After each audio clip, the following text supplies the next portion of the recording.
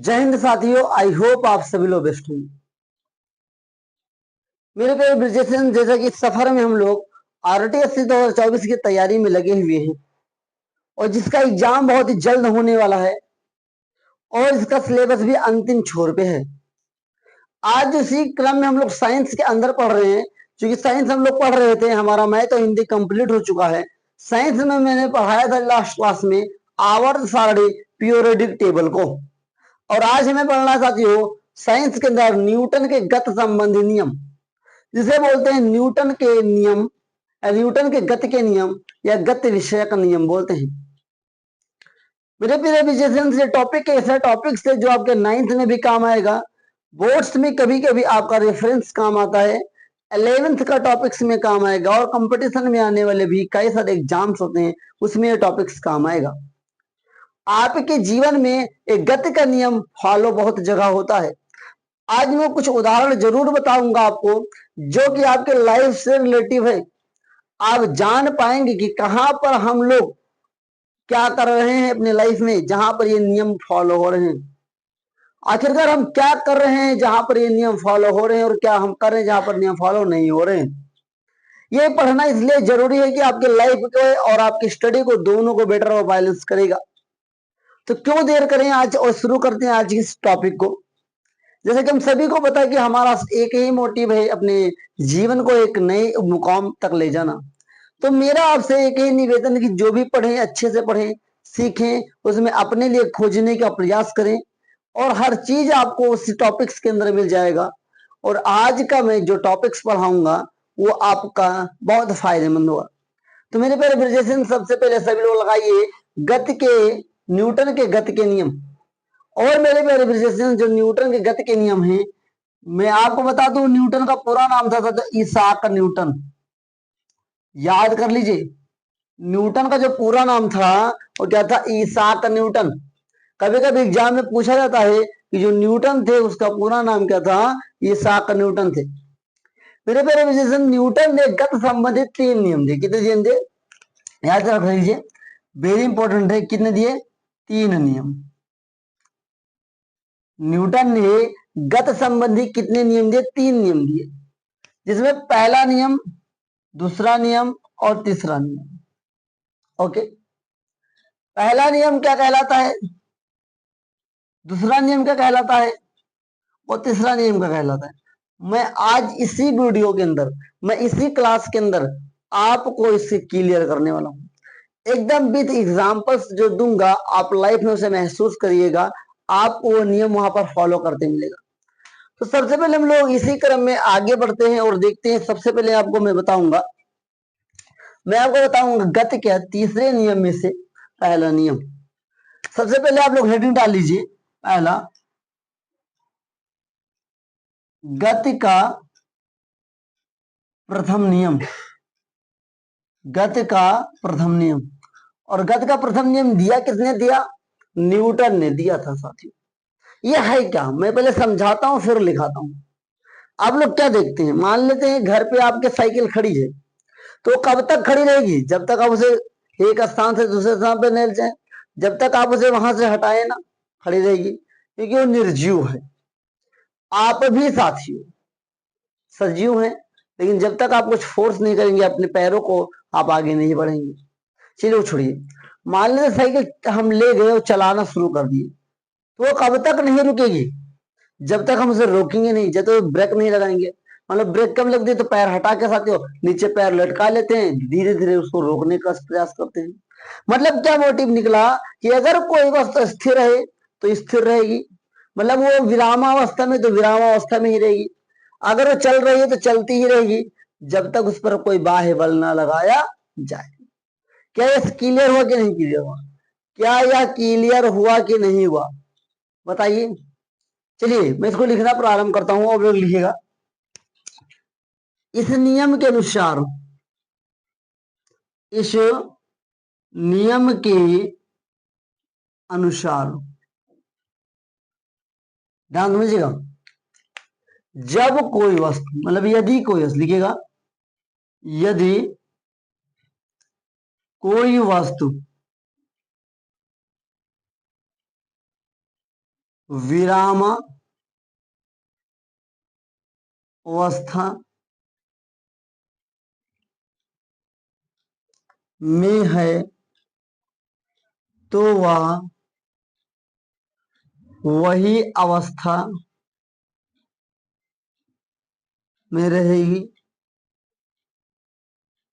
तथा यदि वह गति की अवस्था में है तो वह गति की अवस्था में ही रहेगी। कब तक रहेगी? जब तक उस पर जब तक उस पर कोई बाह्य बल या दाब ना लगाया जाए। याद कर लीजिए, आज ही तुरंत याद कर लीजिए, बहुत आसान है साथियों। गति का प्रथम नियम क्या कहता है? इस नियम के अनुसार यदि कोई वस्तु विरामावस्था में है तो वही अवस्था में रहेगी, तथा यदि वह गति की अवस्था में है तो गति की अवस्था में रहेगी जब तक उस पर कोई बाह्य बल या दाब ना लगाए जाए। अब बताओ, साइकिल जहां खड़ी थी, अगर आप वहां से नहीं लेकर आते, क्या वहीं खड़ी रहती कि नहीं खड़ी रहती? अगर आप साइकिल चला रहे हैं और साइकिल में ब्रेक नहीं लगाते, उसे रोकते नहीं, तो क्या चलती रहती कि नहीं चलती रहती? तो चलाते रहते। कंफर्म हो गया। तो आप क्या कर रहे हैं? अगर उसे रोक रहे हैं, बल लगा रहे हैं, फोर्स लगा रहे हैं, दाब लगा रहे हैं। जब आप उसे एक स्थान से दूसरे स्थान पे लेकर क्या फोर्स लगा, बल लगा कि नहीं लगा? तो मेरे प्यारे ब्रजेशियन, समझ में आए गति का प्रथम नियम? आगे लिखिएगा, इस नियम को जड़त्व का नियम कहते हैं। ये वेरी इंपॉर्टेंट है, जड़त्व का नियम वाला, क्योंकि साथियों कभी कभी ऑब्जेक्टिव में पूछता है कि निम्नलिखित में से न्यूटन का कौन सा नियम जड़त्व के नियम को फॉलो करता है। मैं यही पर एक और आपको बात बताता हूं जानकारी के लिए, कि जड़त्व की खोज की थी गैलीलियो ने। जड़त्व की खोज किसने की थी? गैलीलियो ने की थी। और जड़त्व होता क्या है, जड़त्व है क्या? तो दो चीज मैं यहां पे आपको क्लियर कर दूं, फिर मैं आगे बढ़ूंगा साथियों। आखिरकार जड़त्व है क्या? आप ब्रेक लगाते हैं, जड़त्व कैसा काम करता है, और जड़ के कारण ही ब्रेक काम करती है। लेकिन आपने क्या देखा और सोचा कि जो साइकिल है, मोटरसाइकिल, दोनों में ब्रेक लगती है, सही है, लेकिन दोनों के ब्रेक में अंतर क्यों होता है? भाई इसको भी रोकना, उसको भी रोकना है, आखिरकार ब्रेक में अंतर क्यों होता है? आखिरकार ट्रक और ट्रैक्टर के ब्रेक में क्यों अंतर होता है? ऐसा क्यों? ऐसा इसलिए क्यों साथियों, कि जो जड़त्व होता है, अगर द्रव्यमान बढ़ेगा तो जड़त्व का मान भी बढ़ेगा। इस बात को याद रखिएगा। अधिक द्रव्यमान वाले वस्तुओं के लिए अधिक जड़त्व की जरूरत पड़ती है, और कम द्रव्यमान वाली वस्तुओं के लिए कम जड़त्व की जरूरत पड़ती है। इसीलिए तो साइकिल के पहिए को रोकने के लिए हल्की ब्रेक लगाई जाती है, और मोटरसाइकिल को पहियों को रोकने के लिए भारी भरकम मजबूत ब्रेक लगाई जाती है। क्यों? ऐसा क्यों? क्योंकि जड़त्व यहां पर काम करता है। द्रव्यमान ज्यादा होगा तो जड़त्व भी ज्यादा लगेगा। इस बात को याद कर लीजिए। जड़त्व की खोज किसने की? साथियों, जड़त्व की खोज की थी गैलीलियो ने। और जड़त्व क्या करता है? जड़त्व एक दाब और बल के प्रभाव को कम करता है साथियों। जो स्पीड है उसको कम करने की कोशिश करता है, एक दाब डालकर।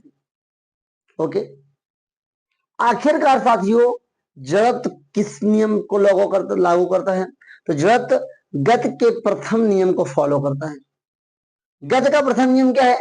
अगर कोई वस्तु गति की अवस्था में या विरामावस्था में तो वह उसी अवस्था में रहेगी जब तक उस पर कोई बाह्य मतलब बाहर से बल या दाब ना लगाया जाए। ये प्रथम नियम हो गया। अब इसकी अगली हेडिंग लगाइए साथियों, यहीं पे से हम डाल देते हैं दूसरा। अच्छा यहाँ पे उदाहरण लिखिए, उदाहरण लेंगे। चलिए उदाहरण देखिए, उदाहरण बताऊंगा आपको। बहुत उदाहरण आपने देखा होगा। आपने देखा होगा जब हम टहनियों को हिलाते हैं, आम के पेड़ के टहनियों को हिलाते हैं और आम गिर जाते हैं, ऐसा क्यों होता है? समझिएगा ध्यान से।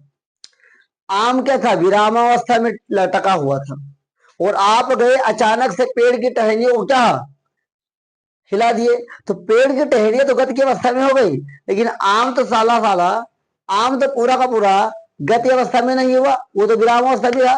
तो वो विरामावस्था में क्या हुआ? झटका गया और टूट गया। समझ में आया कि नहीं आया? समझ में आया कि नहीं आया प्यारे ब्रजेशन? समझ में आ जाना चाहिए आपको। और एग्जाम्पल आपसे देखिए ध्यान से।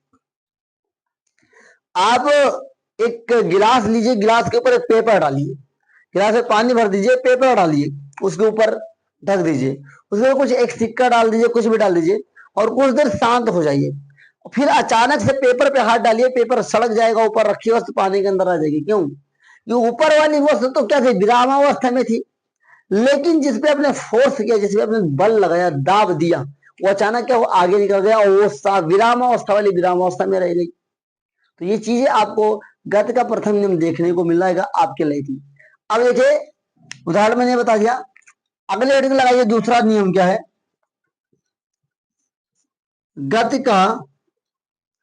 का द्वितीय नियम, मतलब गति संबंधी द्वितीय नियम। मेरे प्यारे ब्रिजेशियंस, ध्यान देने बात आपको क्या है और क्या ध्यान देना चाहिए आपको? आपको ध्यान देने वाली बात यह होनी चाहिए कि जो गति का द्वितीय नियम है, मैंने जब बल पढ़ाया था तो वहां मैंने समझाया था, उसको मैं यहीं पे यूज करूंगा। देखिए होता क्या है कि मान लो एक वस्तु है और एक उस पर बल लगा रहे हैं, तो कितना बल लगा रहे हैं, कैसा बल लगा रहे हैं, वही गति का द्वितीय नियम है। लिखिए कैसे, पहले लिखिए तो समझ में आएगा। लिखिए, किसी वस्तु पर लगने वाला बल, किसी वस्तु पर लगने वाला बल उस वस्तु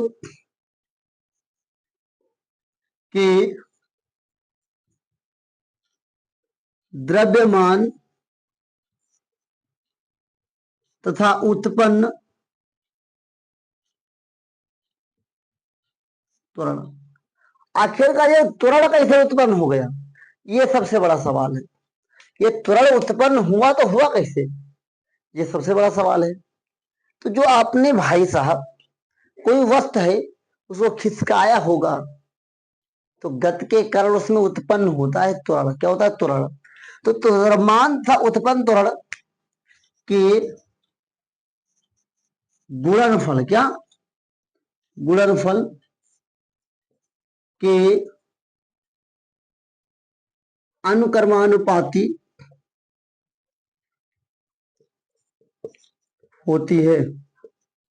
ध्यान दीजिएगा, किसी वस्तु पर लगने वाला बल लिखिए, थोड़ा गलत हो गया मुझसे यहाँ पे लिखने में, लगने वाला बल लिखिए।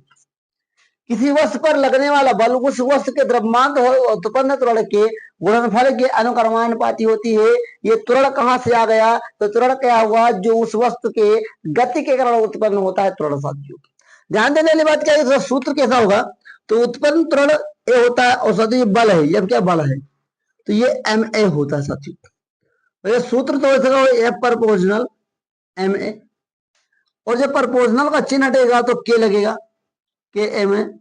के एक स्थिरांक का काम करता है साथियों, तो के का वैल्यू हो जाता है साथियों के इज इक्वल टू 1, तो के F is equal to M A बनता है। ध्यान देने की बात है, ये सूत्र आपका जरूर याद होना चाहिए। क्यों? क्योंकि सूत्र के बेस पर बहुत सारे सवाल लगाए जाते हैं। इससे हम लोग साथियों क्या क्या निकाल सकते हैं? बल निकाल सकते हैं, द्रव्यमान निकाल सकते हैं, त्वरण भी निकाल सकते हैं, चाहे तो समय निकाल सकते हैं, चाहे तो वेग भी निकाल सकते हैं। लेकिन इतना डीप जाने की जरूरत अभी आपको नहीं है। अभी मैं आपको बेसिक बता रहा हूँ, इसका बेसिक समझिए। जब मैं न्यूमेरिकल सिखाऊंगा आपको तो मैं जरूर बताऊंगा। लेकिन इस सूत्र का उपयोग हम लोग पहले बल वाले टॉपिक्स में कर चुके हैं। अगर आपने बल वाला टॉपिक अभी अच्छी तरीके से नहीं देखा है तो एक बार जरूर जाके देखिए, आपको जल्दी समझ में आएगा। इसका बहुत सारा आप लोग देखे होंगे। देखिए, इंसान को गोली लगते इंसान चोट कैसे खा जाता है, आखिरकार कुछ लोग मर क्यों जाते हैं, आपको द्वितीय नियम के थ्रू समझ में आएगा। मान लेते हैं यहाँ पर एक गोल इंसान खड़ा है ए, और यहां से गोली चल के प्रारंभ आई और यहां पर इसको लग गई और ये मर गया। तो कैसा हुआ, गोली जब खूब तेज से आ रही थी साथियों, तो गति कर रही थी, मोशन कर रहा था, और इसके बाद जब इसे टकराई तो तुरंत उत्पन्न हो गया। उसे बोलते हैं मंदन। क्या बोलते हैं? मंदन। तक समझ में आ रहा कुछ बात? ये बात समझिएगा ध्यान से। मंदन उत्पन्न हो गया, और जो गोली था उसका कुछ ना कुछ द्रव्यमान तो रहा होगा, तो वो द्रव्यमान उत्पन्न मंदन मिलकर साथियों उससे क्या करते, प्रेशर देते, बल देते हैं साथियों, जिसके कारण इंसान मर जाता है या आघात हो जाता है। समझ में आया? तो मैंने अभी तक आपको गति के प्रथम नियम और गति का द्वितीय नियम समझाया है। और सबसे ज्यादा इंपॉर्टेंट ये फार्मूला बन जाता है बराबर एम ए, जो कि सबसे बहुत उपयोगी फार्मूला है। बहुत उपयोगी इसलिए कि बहुत सारे न्यूमेरिकल्स इसके बेस पे लगते हैं। तो चलिए, अगर आपने इतना समझ लिया है पहला नियम और दूसरा नियम, तो आइए इसी क्रम में हम लोग न्यूटन के गति संबंधित तीसरे नियम को भी समझ लेते हैं, क्योंकि मुझे केवल आज को क्लियर करना है न्यूटन के गति संबंधी नियम, समझाना है, परिभाषा लिख देना है। क्यों लिखना है? क्योंकि आपको इस एग्जाम को क्लियर करना है और ज्ञानी नहीं बनना है।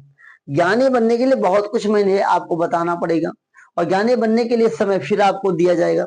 फिर आपके लिए एक बैच में लेकर आ रहा हूँ, 1 अक्टूबर से चालू होगा, तो उसको पढ़िएगा, वो क्लास 9th वालों के लिए है।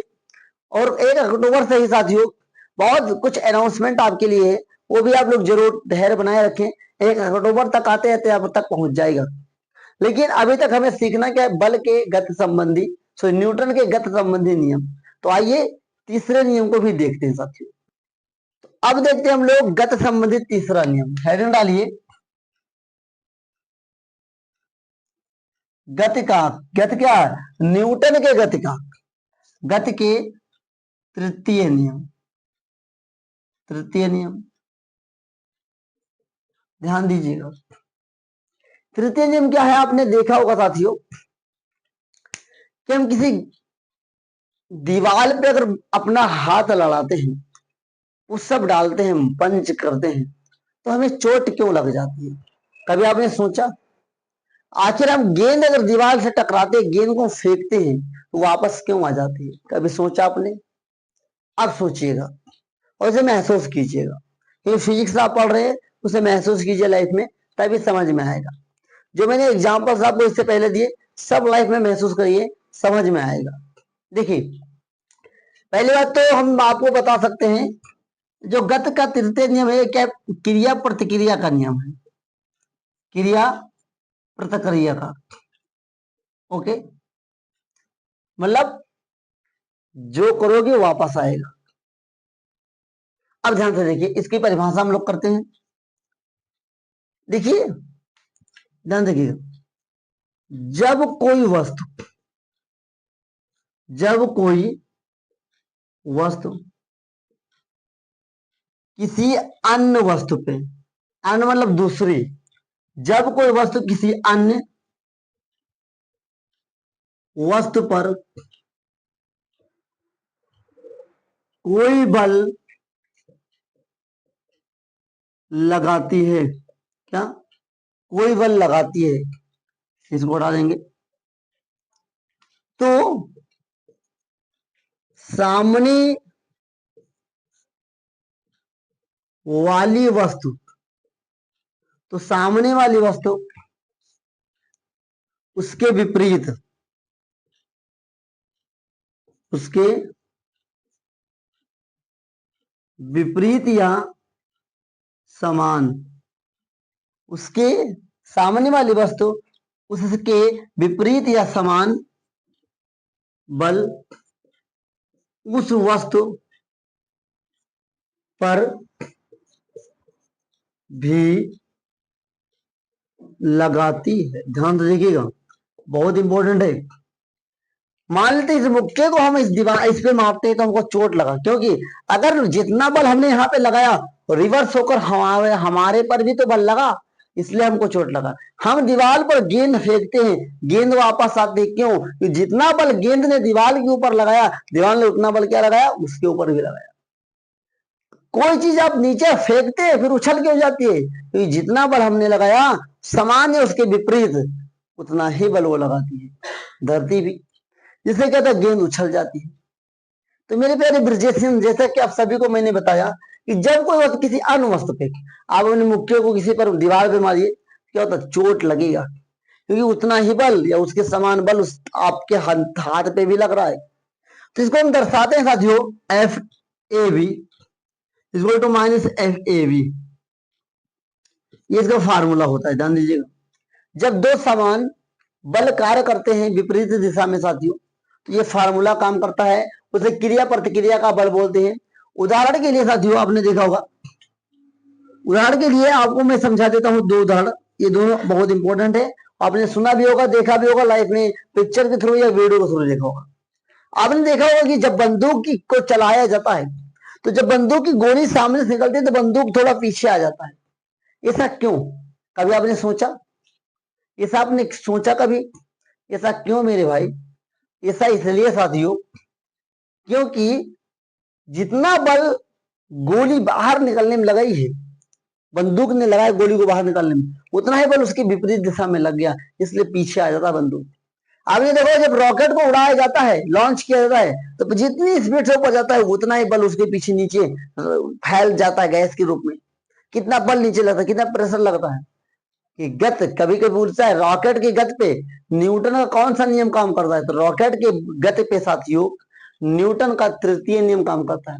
लेकिन मेरा आपसे सवाल है कि आखिर में जब क्रिकेटर किसी गेंद को जो वहां पे फील्डिंग करते हैं और बॉल को जब कैच करते हैं, तो बॉल जब कैच करते हैं तो हाथ पीछे क्यों करते हैं?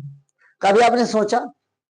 और यहाँ पर फिजिक्स का कौन सा नियम लागू होता है, कौन सा नियम लगेगा, आपने सोचा कभी? तो इसका जवाब मैं आपको देता हूं। मैंने पढ़ाया आपको गति का द्वितीय नियम, जहां पर मैंने बताया F बराबर एम ए। तो साथियों जब गेंद को जो वहां पर फील्डिंग करता है कैच लिया, तो जब कैच लिया तो बल की गति बहुत तेज थी और गति कारण उत्पन्न हो गया त्वरण, और जो बॉल थी उसका कोई ना कोई वजन होगा, भार द्रव्यमान होगा, तो द्रव्यमान और त्वरण साथ में आए तो क्या लगा, बल बन गया, और बल थोड़ा पीछे खींचा गया। तभी तो अगर पीछे नहीं खींचेगा तो चोट लग जाएगी ज्यादा साथियों।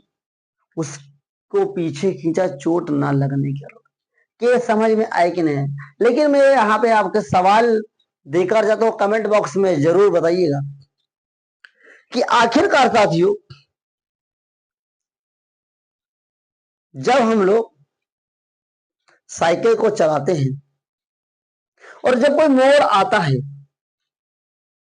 जब कोई मोड़ आता है तो वहां पर हम उस साइकिल क्या उस वाहन की स्पीड कम क्यों हो जाती है और वो घूमता है तो झुकने की तरह पे क्यों होता है? आपने महसूस किया होगा जब मोड़ पर आप जो घूमते हैं तो आपको झुकाव हो जाता है। ऐसा क्यों? इसके पीछे कौन सा नियम लागू होता है? आप कमेंट बॉक्स में जरूर बताइएगा, मैं इसका जवाब नेक्स्ट क्लास में देने की कोशिश करूंगा। तो मैं ऐसा करता हूं कि आपको मैंने शुरू से अंत तक जो भी समझाया है, लिखवाया, पढ़ाया है, बल वाला भी टॉपिक, जड़त्व वाला भी, और क्रिया प्रतिक्रिया। पहला नियम क्या है? जड़त्व का नियम। दूसरा नियम सतत बल के नियम को फॉलो करता है। तीसरा नियम साथियों, तीसरा नियम क्रिया प्रतिक्रिया का नियम है। ये तीनों नियम न्यूटन ने गति संबंधी दिया था, इसे वो गति संबंधी विषय का नियम बोलते हैं। ये नियम आपको अच्छी तरीके से रिवीजन होना चाहिए और याद होना चाहिए। आई होप आपको इस टॉपिक्स में आनंद आया होगा और कुछ ना कुछ समझने में मिला होगा। जो भी मैंने बताया एग्जाम्पल्स, इसको लाइफ में महसूस कीजिएगा, आपको बहुत जल्दी और बहुत देर तक समझ में आएगा, बहुत देर तक समझ में आएगा, मतलब कि ज्यादा दिनों तक आपके दिमाग में रहेगा। मेरी बातें घुमावदार हैं, लेकिन अगर आप समझ गए होंगे तो आपको बहुत कुछ सीखने को मिलेगा और समझने को मिलेगा। तो चलते चलते एक लाइन बोलूंगा कि तू हंस तू मुस्कुरा तू रोना कम कर दे, तू हंस तू मुस्कुरा तू रोना कम कर दे, तो जिंदा है जिंदगी की नाक में दम कर दें। मेरे प्यारे ब्रिजेशन, जिंदे हो तो जिंदा करके दिखाओ, मरे जैसे मत रहो कि हमेशा लूज रहो, लेजी रहो। बाकी की बातें नेक्स्ट क्लास में करेंगे। आज की क्लास कैसे लगी कमेंट बॉक्स में जरूर बताइएगा। मिलेंगे नेक्स्ट क्लास में, तब तक के लिए जय हिंद, वंदे मातरम साथियों।